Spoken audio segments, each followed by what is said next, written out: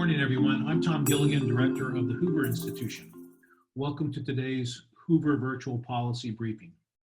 For more than a century, the Hoover Institution at Stanford University has been dedicated to collecting knowledge and generating ideas that support the pursuit of freedom and improve the human condition. The dissemination of our work has had a direct impact on the creation and execution of important public policy initiatives in the United States and around the world. As we are confronted with the challenges of the worldwide pandemic, innovative ideas that lead to actionable strategies are vital. During this series, you will hear from some of our nation's top scholars who will provide thoughtful and informed analysis on COVID-19 now and as we begin to move forward. As a reminder, we'll be taking questions and encourage you to submit yours at the Q&A button located at the bottom of your screen. Today's briefing is from Josh Rauh and is entitled COVID-19 and the Government Response. Josh is a senior fellow at the Hoover Institution and a professor of finance at Stanford's Graduate School of Business. He formerly served at the White House, where he was principal chief economist on the President's Council of Economic Advisors. He's also taught at the University of Chicago's Booth School of Business and the Kellogg School of Management at Northwestern University. Josh, thanks for joining us today. Thanks very much, Tom. Great to be here. Great. Well, let's start with the obvious question. Our economy appears to be in a bit of a hole right now. Could you kind of describe how big a hole it is? This is a massive hole. Forecasters are projecting a 11% year-on-year decline in second quarter GDP. 22 million people have filed for unemployment insurance claims in the last 4 weeks. And there are many industries that are currently completely on hold and across the United States are essentially operating at extremely reduced capacity.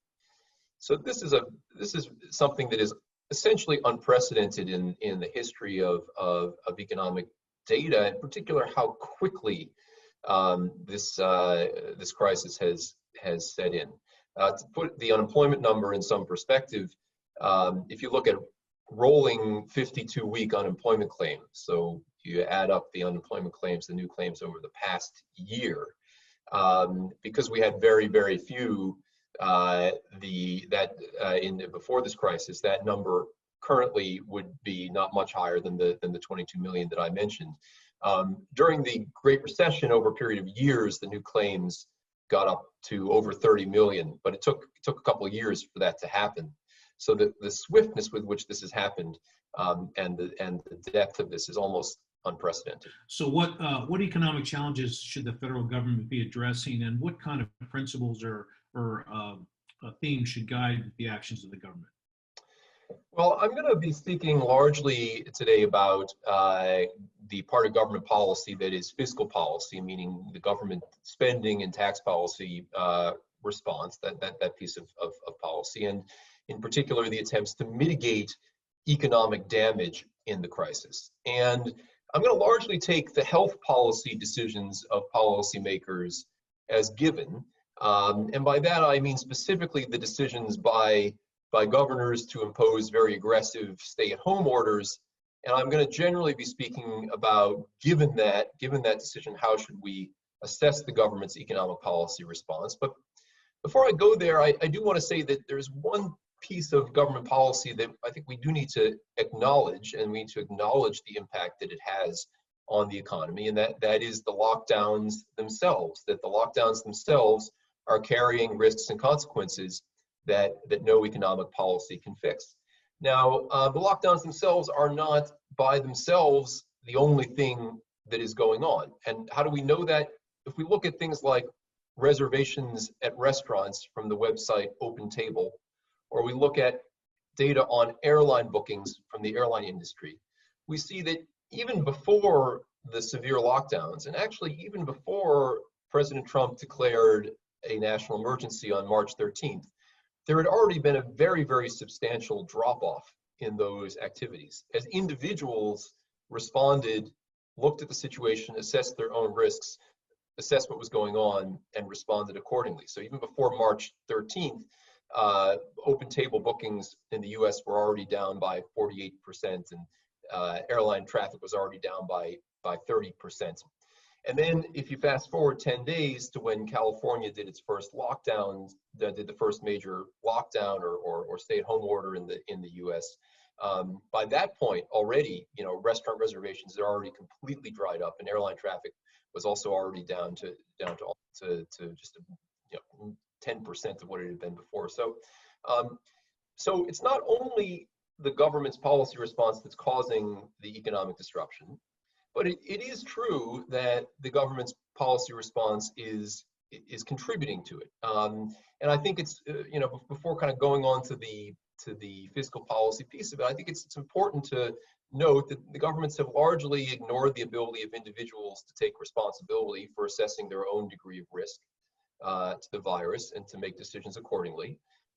Whether those would have been completely sufficient or not, maybe not, but we've kind of ignored the idea that that's going on. We don't seem to be placing much weight on the cost of what we've done to all of our elementary, secondary, and college and university students by putting them in isolation. And despite the very best efforts of educators to move material online, we've disrupted their education and social development. And there are a number of other ways in which the government policy response is actually contributing to the economic situation. So I think that's something we need to keep in mind in terms of what is it that the government is responding to. Now, given that you asked me, what principles the government should follow, what are the issues that they need to address, and I think there are 4 of them that I'd like to talk about. And one thing I'd like to say is that despite there being lots of disagreement among economists about many matters, one thing that has struck me in conversations and internal seminars is that when we start talking about the goals of economic damage mitigation, in my experience, there's actually a lot of agreement among economists about the 4 things that I'm going to put forward. And of course, it's not universal, and some economists want more expansive government policies than others in terms of the economic damage mitigation. But there are 4 kind of positive points that I've found that achieve generally very strong resonance. Again, holding the health policy decisions as fixed. This is now about economic damage mitigation. The first is that there is a role that the government plays in ensuring that individuals and households can still meet their basic needs during this crisis. There's clearly a role for government to provide some kind of social insurance or some kind of welfare, and that needs to be considered in this circumstance as well.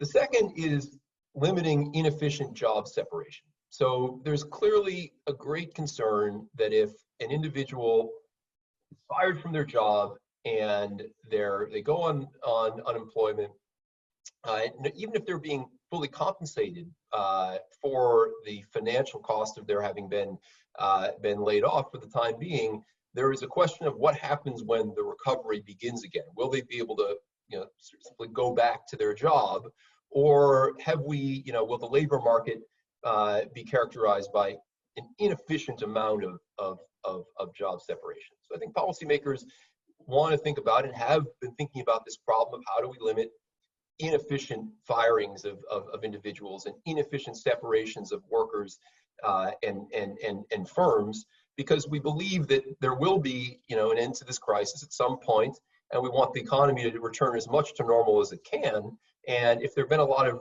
really inefficient job separations, it may be hard to get back to that. At the same time, I think we don't want to limit the efficient reallocation of jobs. An example I like to give there is it's clear that Uber drivers, for example, are not very much in demand right now, but DoorDash drivers are. So whatever policy we put in place, we wouldn't want to limit the reallocation from Uber to DoorDash if that's a margin on which private economy workers can substitute themselves. Third principle is the idea that we should be very, very cautious to try to limit the bankruptcies and financial distress of small and medium-sized enterprises. For small and medium-sized enterprises, the potential long-term cost of not being able to service your debt or meet your debt obligations can be very high, because it may just be that the business is liquidated and goes away. For larger firms, that's not so much the case. But I think a key principle is limiting the bankruptcies and financial distress of small and medium-sized enterprises that can't necessarily just restructure their debts and continue to operate, but that really face a risk of being totally shut down due to bankruptcy. And the fourth is to prevent the collapse of the financial system. And I think especially a few weeks ago with some of the initial Federal Reserve policies that were put in place, that was the goal. So I think those are the four main things we need to think about: ensuring that individuals and households can still meet basic needs, limiting inefficient job separation, limiting the bankruptcies of small and medium-sized enterprises, and preventing the collapse of the financial system. That's great, Josh. What's your view of how the federal government is doing? What are they doing right? What are they doing wrong? How would you assess the CARES Act? Well, I think the government policy response, I think it's a mix. And before I go and sort of say how I think the government's been doing on those four positive goals that I outlined, I want to talk a little bit about what some of the dangers are and what some of the principles are that I think I hear a lot of economists talking about what the government should not do. And one sense that I got from some policymakers was the idea that, because government is imposing a certain set of health policy responses, such as stay-at-home orders or shelter-in-place orders, and because those are causing economic damages, there was an attempt by some parts of this government policy to seek to compensate essentially any and all parties impacted by the reduction in economic activity, with the idea being that to some extent the government imposed this, therefore the government needs to try to make people whole. That's not the right principle, and it's particularly problematic when you think back to my point that even had the government not implemented strict shelter-in-place, stay-at-home orders, there would have been a large economic decline as a result of the virus just due to people's own individual responses. And surely it's not the government's role to make whole every individual in business in a way that restores their financial situation to what it was before the virus hit. And if you think it is, then I think I would ask where you think the line should be drawn. Should any unforeseen shock or anything that happens for which we didn't initially have a strong insurance market, should the government step in and try to make everybody whole who is affected by that? I would say those things should not be government responsibilities, but to some extent, the private economy needs to bear those costs.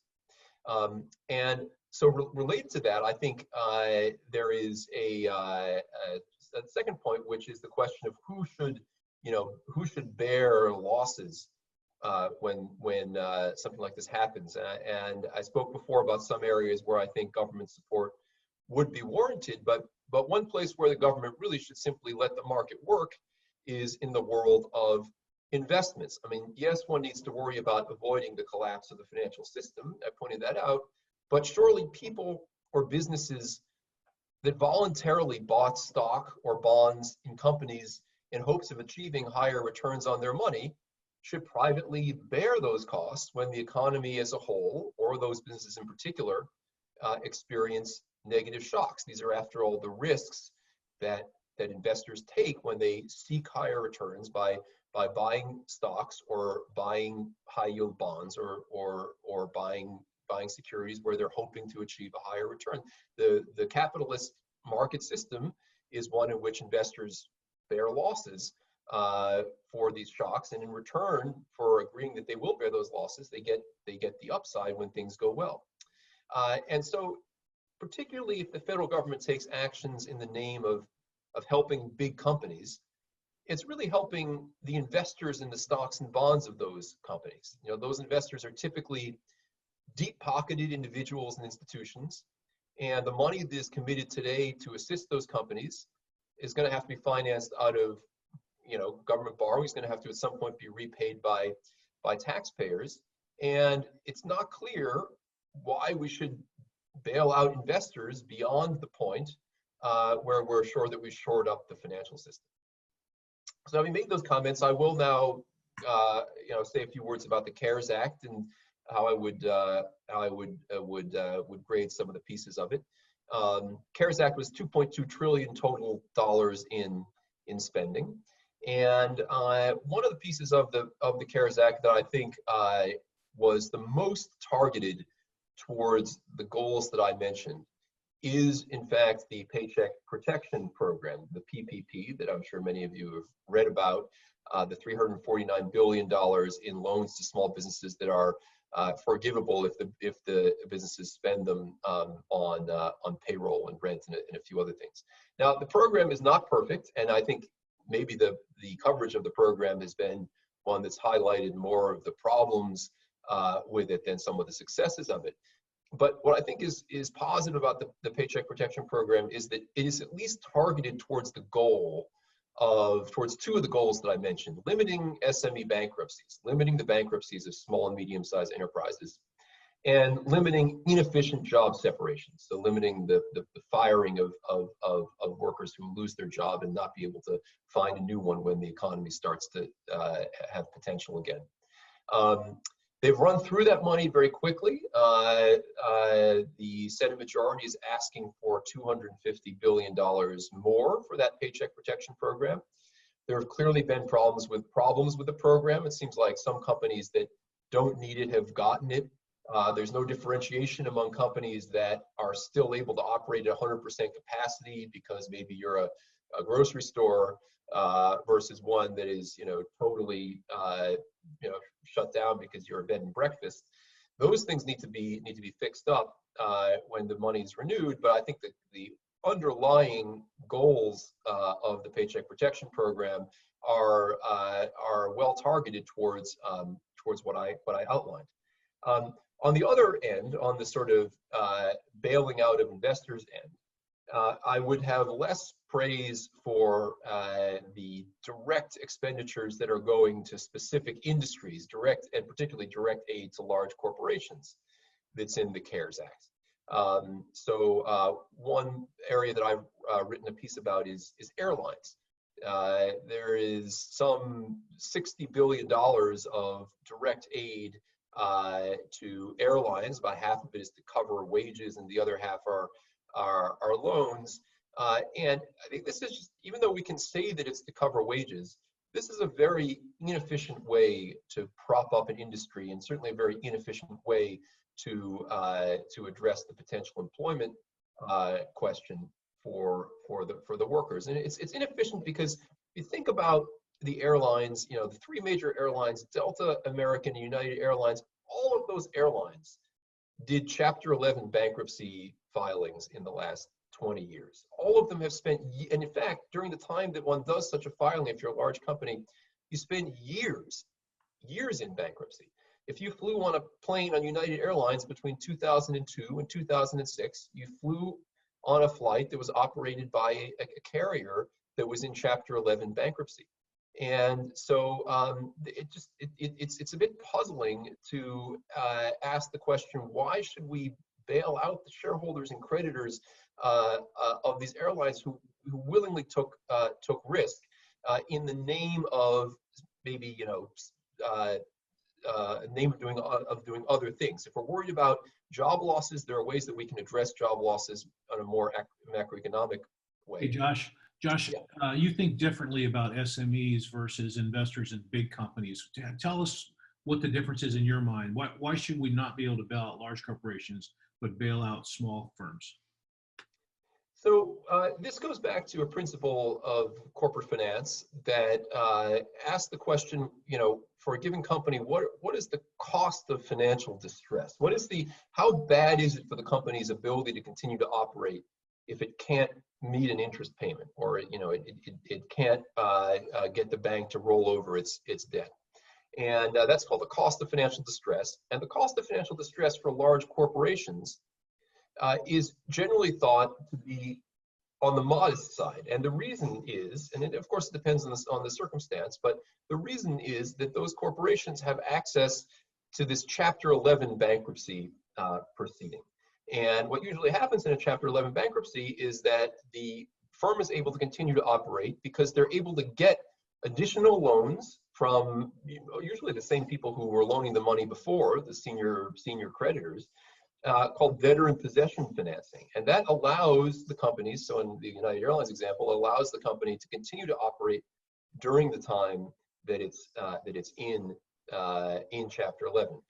and then it is able to restructure its finances and emerge as a continuing ongoing concern. For an SME, it's much harder to get that kind of finance. And usually if an SME can't make an interest payment or can't service its debts, the creditors are going to say, we're going to shut down the firm. And so for that reason, the costs of financial distress are much larger for SMEs than they are for large corporations. And I think that is an important consideration in thinking about what types of firms should we be providing aid to during this crisis. Great. Thanks, Josh. Anything else in the CARES Act you want to talk about? Yeah, so I gave an example of sort of what I think is the good, or at least the mostly good, which is the PPP. I gave an example of what I think is the bad, which is the direct aid. And I think another area that I would say is sort of mixed, but also not that good is the way that the sort of direct individual support was structured. So we have an unemployment insurance system in this country, and it's an unemployment insurance system that has automatic provisions that that kick in when there are crises. And we expanded the unemployment system through the federal pandemic unemployment compensation in a way that I think really challenges the incentives that individuals will have to get back to work or to reallocate their employment opportunities towards more productive uses. And that piece of the legislation was this additional $600 per week that employees can get on unemployment insurance right now. And that $600 per week, it's unconditional on the number of hours that you choose to work. So even a part-time employee is able to get that. And it turns out that some 64% of all employees out there are able to bring in a larger paycheck if they avail themselves of the regular unemployment insurance plus this additional $600 per week than if they continued in their job. And so while I understand the desire to want to assist people who are laid off, this raises some questions as to whether it doesn't increase the number of layoffs that are occurring, so maybe working at cross purposes with the desire to avoid inefficient separation. And then it also really hurts the incentives of employees when we start thinking about getting back to work. So I think that's one of the issues that I see with the individual payments. The other is the checks. I think the checks are fairly poorly targeted. These are the $1,200 per individual that around 94% of taxpayers will qualify for. Some people need those, some people don't. And the logic behind sending them is different from in a sort of typical recession. In a typical recession, the classic argument you hear is if we give people checks, they'll spend it, and there's a multiplier associated with that. I'm personally not convinced that multiplier is much different from one, but it's an intellectually coherent argument to try to argue that there's a stimulus associated with that. And in this case, we were telling people to stay home, so they're not going to spend the money. It's not to get the economy going, it's to meet basic needs. And if we want to help people meet basic needs, and we care at all about trying to spend money in an efficient fashion, then we should be doing so in a much more targeted fashion. Interesting. This was the CARES Act was phase 4, I guess, of the bailout or the stimulus. Phase 3. Yeah. Phase 3. And phase 4 is what might be coming. Okay, well, I had it wrong. In phase 4, there've been talk about funding for state and local governments in phase 4, I believe. And you're an expert on the financing of state and local governments. Can you tell us a little bit about what's proposed and whether that would be a good idea or not? Sure, and the proposal is it's not only phase 4, it's sort of what they're calling phase 3.5. Yeah. Which phase 3.5 is, as I mentioned, the Senate majority would like to re-up the Paycheck Protection Program, the PPP, by $250 billion. And as part of the political bargaining over that, one of the requests has been for a big increase in the help that's going to state and local governments. First point worth making is that already the federal government, in its policy response, has done very substantial payments to state and local governments. If you look at the CARES Act, There's some $340 billion in the CARES Act that is to state and local governments, including a lot of direct aid, aid to local educational agencies, $25 billion for mass transit. So there's a lot of money already that's flowed to state and local governments, and the Federal Reserve has also, in an unprecedented way, actually begun lending money to municipalities, or buying municipal bonds, buying the bonds of state and local governments through a couple of the facilities they set up. So essentially, what they're doing is, they're printing money to directly buy municipal bonds, which is actually something that I've predicted for a while would eventually happen. This seems to be the moment where it started to happen. So we're already intervening with state and local governments in unprecedented ways. And now there's a request both for, in order to bargain for this, against this $250 billion increase in the PPP, there's a request for very substantial additional payments to state and local governments. And there's also a direct request on the table by the state of Illinois for $40 billion to help them right now, $10 billion of which would go to shore up, or at least help them make contributions to their unfunded pension obligations. So it would be a bailout of those. And I think the trouble with a lot of this is that, while there's an understandable desire to want to make sure that state and local governments can serve the essential health functions that they play, to make sure that they're able to provide the public medical care at the current moment that they have, a lot of this ask is being done under the pretext of COVID-19, but is actually an ask for a bailout of very bad financial decisions that they've made in the past. Illinois, they're asking for $40 billion. By my calculations, they've run up over $320 billion of unfunded pension obligations. That's even before COVID-19 hit and the market disruption happened. So it's probably much larger now. This is just opening the door for states to say, we didn't manage our finances well in the past, and now we want help. The idea that help would be granted without attaching some strings, I think, is very problematic. I could imagine the federal government saying, we'll provide some resources, but we want to see reforms of these programs that are running up really large liabilities. Or another reform that I very much would have liked to have seen would be through the UI program. The unemployment insurance, the Department of Labor provides guidelines to states that the states need to hold at the Treasury an amount in their unemployment insurance trust funds that is equal to essentially one Great Recession level a year of unemployment benefits. So states should have been prepared to be able to pay the unemployment insurance for this event. They should have been prepared for this, but they weren't, because there was no teeth attached to that request. And so as a result, only about half the states actually complied, the other half didn't. California and New York being among some of the greatest offenders, and they say, we don't have any money now. Well, we can give them aid now. We can expand unemployment insurance now to some extent. We can expand the federal piece of that. But how about, as part of that, saying, in the future, though, you're going to have to reform. You're going to have to fix this, because we're not going to be there every single time there's a shock. So I think the request for state and local government aid with no strings attached is just really a request for a bailout. And it also bails out the municipal bond holders, going back to the investor bailout piece. Municipal bonds have traditionally yielded more than other bonds. That's because they are tax exempt and they are risky. And if investors took those risks, they should have to bear some of the costs. I want to remind everybody, I'm Tom Gilligan, and this is the Hoover Institution virtual policy briefing with Josh Rauh. We're talking about fiscal impacts of COVID-19.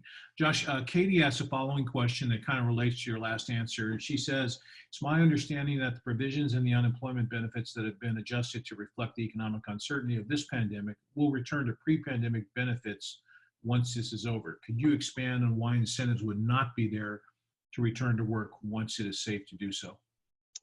Well, the extended eligibility for benefits has gone up to 39 weeks, And I think that's a pretty long time. And one of the things that we tend to worry about, economists worry about, is that if there's an inefficient separation, if an employer is working for a firm and then is let go, that over the time that they're let go and they're not working, they're losing skills, and they're losing valuable connections with the employer. The other thing is, I very much just looking at the ways that decisions have been made in this crisis, I'm skeptical about Congress's willingness to actually let those programs expire, and I worry that they won't let them expire, and that we will still be seeing the incentive impacts because of that. Yeah. Josh, again, we're worried about the physical effects of the COVID-19 and all the spending that's been going on. There's been quite a bit of spending going on. Are there any plans out there to look for Payfors or ways of financing the kind of money that is needed to satisfy the criteria that you identified earlier in the program? So early on in the discussions about the individual checks, there had been a discussion about the idea that the checks might be something that would be a loan that would be paid back out of next year's tax returns, and that idea died pretty quickly. And I think it died pretty quickly because we don't really know when this crisis is going to end. It seems kind of harsh to say, here's a check and you have to pay it back in a year. And people might not be in a good position to pay it back in a year. So I think for good reason that didn't happen. But there's also been a general reluctance to think about the kinds of measures that I was speaking about before, where there would be longer-term pay-fors, for example, in the UI regime. UI is an insurance system. If we think that there wasn't enough UI in place and states weren't well enough prepared, we could have given them some additional support for UI now, but then asked them to contribute more to their UI programs in the future and actually fund those so that it doesn't get put on the federal government. One other example of a pay-for that I've proposed in a new white paper that I put out yesterday is the idea that for the next round, I think there will be calls on Congress to do more checks.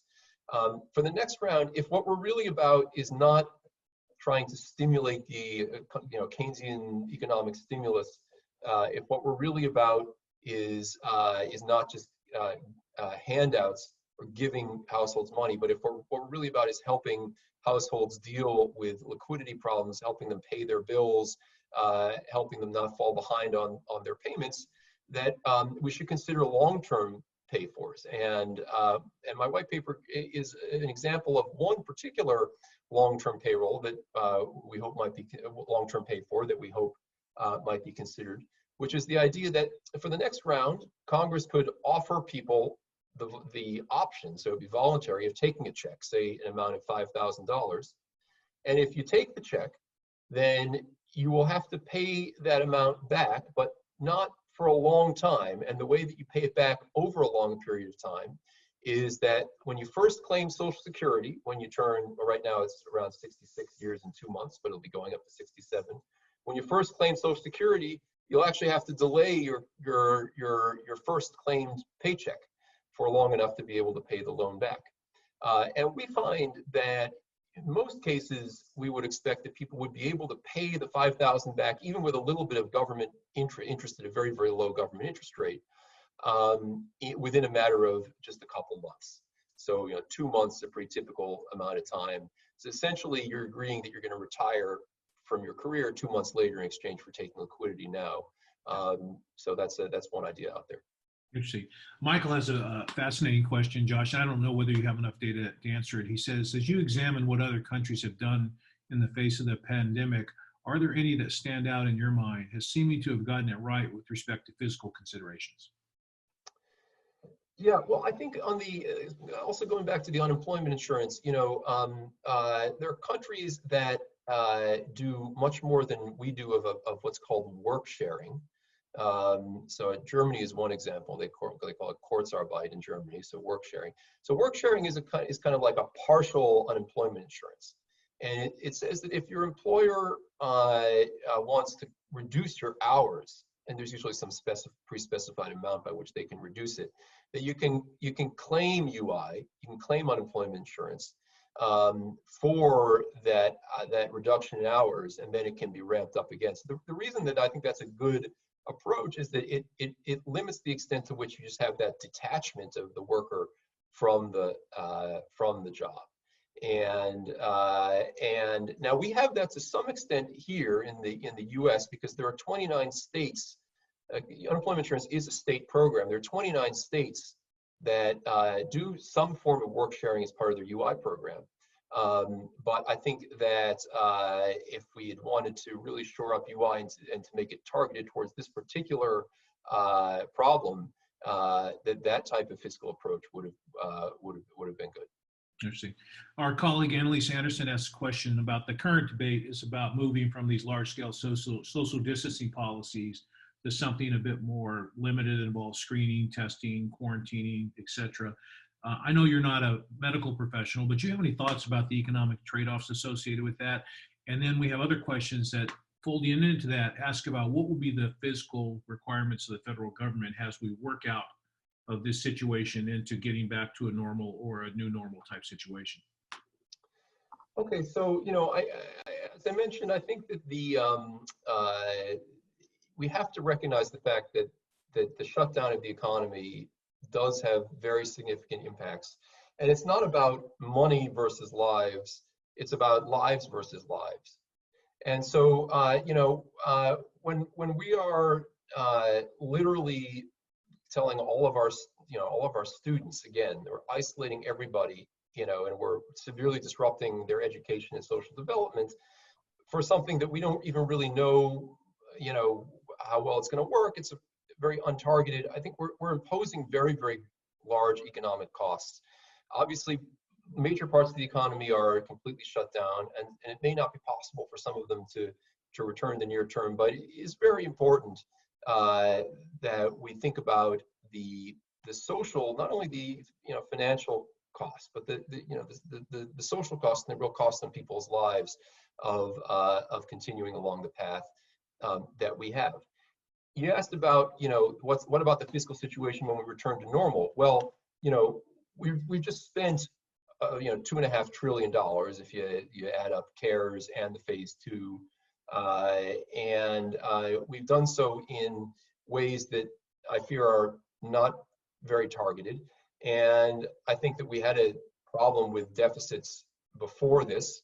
I don't believe that you can continue to just run deficits indefinitely without any consequences. History shows that eventually what happens is that the bond market vigilantes show up and don't want to roll over your debt, and particularly to the extent that we're dependent on foreign buyers from other countries to buy our debt. That's problematic. Can go on for a while, but eventually there's no such thing as this time is different. Eventually we end up having to pay the price. So I think we're by having spent so much on the initial response, I fear that we've weakened a bit our ability to continue to provide, to provide support on the other end of this, which would be the recovery. And I have to say, I think the recovery is one. People sometimes talk about a V-shaped recovery, that we're just going to go completely back to normal. I don't think that's going to be possible. I think that there are some industries that are probably, for long-term disrupted as a result of this.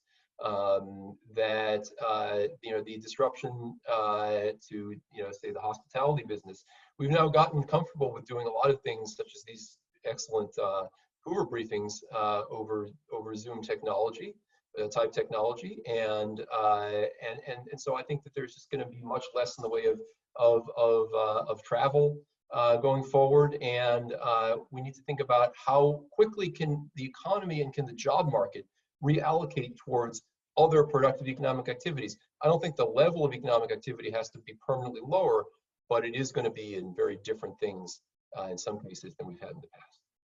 Josh, do you see any fundamental shift in the way the federal budget will be allocated in the future? I mean, if we have to pay the piper ultimately and there are trade-offs, where do you see spending going down on education or defense, and where do you see spending going up? Well, first of all, I don't see much desire for fiscal discipline in the short term. So I think the first thing that's going to happen is that eventually investors will start to hold the federal government accountable, and whether it will happen over another, as the result of another, debt limit dispute, or whether it will happen as the result of, a big piece of buyers from China of our debt going away and not being willing to roll over treasury bonds. The time is eventually going to come when that's going to happen. Once that happens, what you have happening is the interest payments then go up very sharply as a share of the total budget, and it's anybody's guess what exactly is going to have to be cut in order to make that happen. And if you look at other countries that have eventually gone into fiscal distress, typically there's just very large scale cuts across a lot of different programs, and it's politically very ugly. We've been living beyond our means for a very long time, and we'll have to figure out a way to live back within them eventually. Got it. Well, Josh, we've reached the end of our time. Any concluding comments you'd like to make? I don't think so. I guess, well, I'll say one thing, which is that I think that, while a lot of the government policy responses were well-intentioned, a lot of them also were passed in an environment where there was some panic. There was a desire to show that we're doing large-scale things, desire to show that the government cares, as the acronym of the act goes, but that unfortunately, as a side effect of that, we've done a lot of bailing out of investors who, in our capitalist system, should be bearing more losses than they are. And we've also missed opportunities to fix things in the future, such as our unemployment insurance program or our unfunded pension liabilities of state and local governments, by not being willing to put strings on the aid that we're providing, perhaps out of a desire not to appear stingy. But the fact is that the federal government cannot just continue to keep bailing out the private sector every time there is an unforeseen shock, or a shock where people say, well, it was through no fault of their own. Again, going back to the policy goals, sure, help individuals, make sure that people can pay their bills, limit inefficient job separation, limit mass bankruptcies of small and medium-sized enterprises for which financial distress is large. Stop financial, the financial markets from collapsing. But we can't just continue to be the backstop for every investor, for every risk that every private individual takes. That's having a very big toll on the vibrancy of our free market capitalist economy. Got it. Josh, thanks very much for being with us today. We really appreciated your comments. Thank you, Tom. I want to remind everybody that our next Hoover virtual briefing will be Thursday, April 23rd at 11 a.m. Pacific and 2 p.m. Eastern with H.R. McMaster. The title of our talk will be Geopolitical and Geoeconomic Implications of COVID-19. H.R. McMaster is a senior fellow at the Hoover Institution. He was the 26th National Security Advisor to President Trump and served as a commissioned officer in the United States Army for 34 years before retiring as a lieutenant general in June of 2018. His latest book is entitled Battlegrounds: The Fight to Defend the Free World, and it will be out in September and is available for pre-order on Amazon now. You can join Thursday's briefing at the same link that you signed in on today. And you will find the Hoover Institution online at hoover.org and on Twitter, Facebook, and Instagram. Our Twitter handle is @HooverINST. Thank you for joining us today, and I hope to see you again next time. Please stay safe and have fun.